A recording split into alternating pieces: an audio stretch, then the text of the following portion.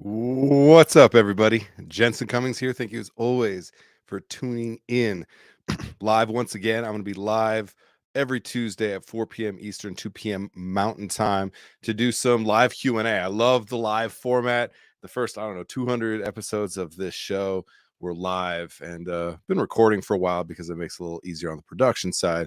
But I just love this shit. Love just rapping, no script. So uh question that I get asked a lot is recommendations for books, content, podcast, YouTube videos. And I started kind of compiling a list, and recently got a great question specifically from Brian Gould, somebody who's been following us for a long time, somebody who been really connected with, who's always really open and honest about the struggles, what we're trying to accomplish in this industry. And so when he asked specifically about some leadership, restaurant leadership books, so I'm going to recommend 6 books for you today. I'm going to break down a little bit of why I think they're valuable for anybody who's in restaurant leadership. And this came about, he's in an 8-week program, Cooper's Hawk, a company I wasn't familiar with, looked into them a little bit, 8-week manager training program. I really liked hearing that. And coming out of that was also very motivated. He was to learn more, to keep that education going. Reached out. So I said, let's talk about it. Gave him this list as well, which I'm going to give to all of you right now. All right, I'll break down the 6 books for you. Leaders Eat Last, Simon Sinek. Must. Simon Sinek, anything that he does is a must for anybody in leadership and in business. And number 2, this is an old school one, but 7 Habits of Highly Effective People by Stephen Covey. Highly recommend that. How to Win Friends and Influence People, Carnegie, 1936. This is like one of the original books on kind of influence and interpersonal communication. So definitely one that I recommend as well. Setting the Table, Danny Meyer. That was one of the books for me that really set the tone, set the table for me understanding what it meant to be in this industry. And then a new one that I just finished, 12 and a Half by Gary Vaynerchuk, was a really unique kind of approach that I like a lot. And the last one, Kim Smith, Radical Candor. And so there's a few points I want to bring up on each of these books, why I think they're important specifically for the restaurant industry. And for me, look, I say books. For me, these are all on Audible. All right. The last couple of books that I read were in culinary school a long time ago, and it was Kitchen Confidential by Anthony Bourdain and Setting the Table with Danny Meyer. Those are the last 2 physical books. I fucking suck at reading books, but I can listen to books all day long. So big fan of Audible, and you can get all of these books on Audible if that's the way that you consume content and learn. All right. Leaders Eat Last. Love this. It's about taking care of your people first. And here's a couple big takeaways. See your people as human beings. The end. Like, if we just start there, and this is something I'll give a shout out to Alan Plemons. I always try to every time I bring this point up, but we talk about bodies and hands in this industry way too fucking much, right? That we're not even a full person, that we just need some bodies and hands to fill space. All right, full hands in, full hands out. I get it. I get the strength of being able to have a saying like that be something that becomes a part of the way that people operate in a restaurant. Yet it's diminishing our thinking of our full capacity as human beings. So really, really love that. And just like there's like no humanity in human resources, in the way that we develop our business models, the way that we operationally run restaurants, the way that we take care of each other. Right? We leave so much out there for the guests that we leave no self hospitality. So Leaders Eat Last really talks about that, and I really appreciate that about it. Look after your people.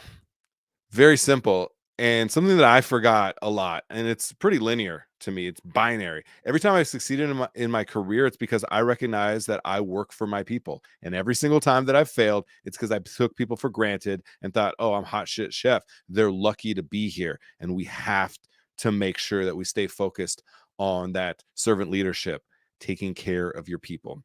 All right. 7 Habits of Highly Effective People. A lot of really good things. I like start with the end in mind. I like the be proactive parts of it. But first things first, and I think we forget about this. There's a lot of things in restaurants that you say it goes without saying. Nothing goes without saying. Anything that goes without saying, you say loudest and most often, and especially the why, the story behind why we do what we do. Because if it's just steps of service, if it's just the next plate up, you're fucked. You're completely vulnerable, and that's been exposed right now. So really, really focus on that. The second thing I like is sharpen the saw. There's a great story. I think actually Simon Sinek talks about it a lot. There's two lumberjacks, and both of them every day are sawing, and one of the lumberjacks goes home every day for an hour and takes an hour-long break. And that second person says, the lumberjack says, why is this person always leaving? Yet every single day they chop more wood, they take down more wood than I do. And finally asks that first one, where do you go for an hour? And how do you always process so much lumber? He says, oh, I go home and I sharpen my axe. I sharpen my saw, right?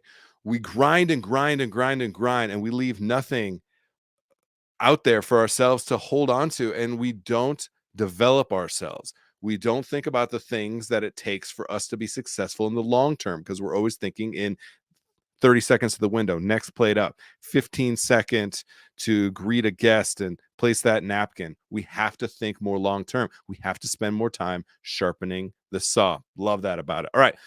Third one, How to Win Friends and Influence People. Old school book.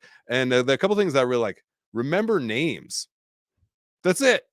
One of the ways to win friends and influence people, important in leadership, in interpersonal, in creating teams, remember names. And anybody who can remember names of their employees, of things that goes on in their lives, their guests, they know the power of remembering names. So really appreciate that one. It's simple. I think it's incredibly powerful. Arouse an eager want is another one talks about. You can tell that this was written in 1936. Who talks like that? Arouse an eager want. Sounds kind of dirty, actually. What I like about that is you have to figure out how to motivate people into what you believe when you're in leadership, of what you value, of what you want to be a part of. Because we all, as selfish humans, we want what we want. And you imagine that everybody who's a part of your team wants what you want. They don't. They don't. And so you have to arouse an eager want. You have to motivate, basically. You have to find ways, and it cannot be what goes on the plate, what goes in the cup, the steps of service. That cannot be the motivating factor. Money can't even just be the motivating factor. You have to arouse an eager want. Love that. All right. Setting the table. This was an interesting one for me because uh, I've followed so much of what Danny Meyer has done, and really appreciate a lot of it. I also recognize that there is a ton of vulnerability in the way we've developed the business models, and we need to understand that the way that we invest in the people on top of those business models, I think, is important. And I don't know that Danny Meyer's always done the best job on the business model side, but definitely has set the table for the way that we can think about hospitality internally and externally. And the one thing that I like there is shared ownership. It kind of feeds from arouse that want. Shared ownership. How do we get a team to buy in to feeling a sense of ownership in everything that they do at every single level, so that it's not just the job? The form and function of that job needs to be clear. It needs to be concise. It needs to be consistent, which we do a shit job at in restaurants, and especially communication from leadership across any level of leadership hierarchy or the meritocracy that you create within departments or the dynamic of your business. But the power of shared ownership is really important. And it's a struggle. I think a lot of times we think, well, because we're doing great food, because people are making money, because we got great reviews, people should give a shit. They don't, they won't. You have to give them a feeling of ownership. And honestly, more and more, you're seeing the opportunity to create actual ownership within incentivizing uh, employees at different levels. So think about that, the power of shared ownership when you're checking out, setting the table. 51 percenters, I think, is an interesting concept in that book as well. All right, 12 and a half. Gary Vee kind of breaks down the 12 and a half ingredients that he believes makes him a great leader, entrepreneur, communicator, business person. And I like that, kind of evaluating the soft skills, because we're so hard skills focused in restaurants. The soft skills, I think, are really important for us to understand. I talk about attributes a lot. I actually just asked this question on Facebook. What's your favorite attribute that makes a great coworker? And I ask questions like that. And what's your favorite attribute of a great employee as well, when I'm thinking about leaders understanding? And I get all of these attributes: team player, motivated, coachable, self-starter, punctual. These are all attributes. And then I'll ask a follow-up question on, like, all right, great, this is amazing, I love this. How do you base the criteria for raises and promotions? And then I get hard skills. It's ROI. It's their ability to be productive, to prove to me that they are worth the money. And then I ask, like, well, so you must do open book management processes and policies so that they can actually see and understand the numbers, so that then they can tell you exactly how they impact the net positive of those numbers. Well, no, we don't show people those numbers. So how do you actually expect people to define those hard skills? Simon Sinek also talks about this grid that the Navy SEALs use. And it has, on one side, it has performance, on the other side, it has trust, right? And of course, you want a high performer of high trust. But what actually they don't want is a high performer of low trust. They'd much rather have a medium performer of high trust, or even a low performer of high trust. And that's something we don't do enough in restaurants. You ask anybody who they don't like, it's the high performing asshole who's selfish. And then the person who's the best to be around, everybody wants to work those shifts with them, they get passed over and they leave because they aren't, quote unquote, as higher performers. So I want us to really, really think about that when you're checking out this book. Think about that. Think about the way that we don't apply soft skills enough, attributes enough, as a barometer for trajectory. And speaking of trajectory, 6, Radical Candor, Kim Smith. So many good things talked about in that book. But I like rock stars versus superstars. There's rock stars who are just rock steady, solid, but they don't want that steep trajectory. They maybe don't want to go into leadership. And this happens quite often.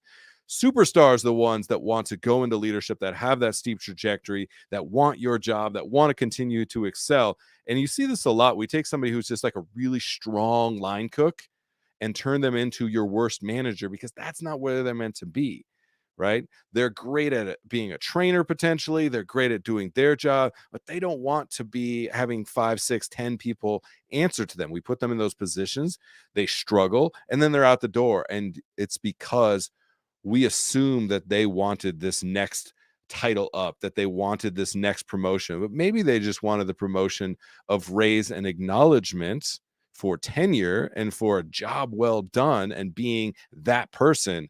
They didn't necessarily want the steep trajectory that we forced upon them.